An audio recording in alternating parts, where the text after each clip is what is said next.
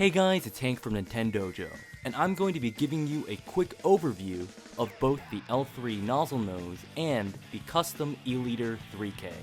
Before I begin, I want to remind you to smash that like button if you've enjoyed this video, as it truly helps me out a lot. First, let's start off with the custom E-Liter 3K.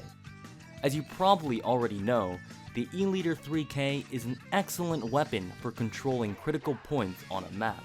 However, this custom variant brings squid beacons and the Kraken to the table. The squid beacon is great at helping your teammates recapture territory. It also lets you return to your perch if your enemy manages to kill you without noticing your strategically placed beacon. The Kraken, however, does not seem to offer much utility over the echolocator, as the current Splatoon metagame seems to be dominated by pesky inklings using ninja squid, especially in splat zones. Unlike the custom E-Liter 3K, the L-3 Nozzlenose is an entirely new weapon. In practice, the L-3 Nozzlenose has great accuracy, great range, and a great fire rate.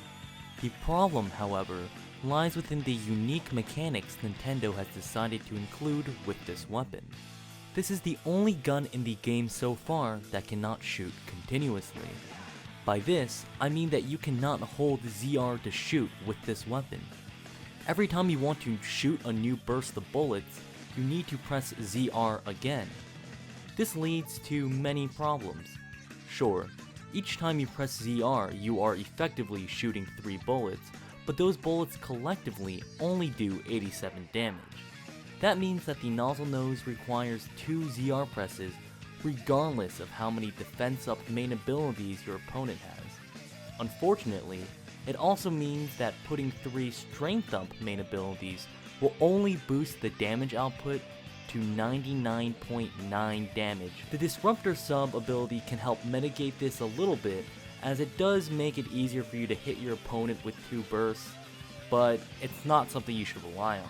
The Killer Whale also does a great job of locking opponents down from an area while you cover it up with ink. In terms of actually spreading ink, the L-3 Nozzlenose does a decent job, but it is hardly spectacular in this regard. That's all I have for now. Again, please hit that like button if you have enjoyed, and subscribe to stay up to date with Nintendo content.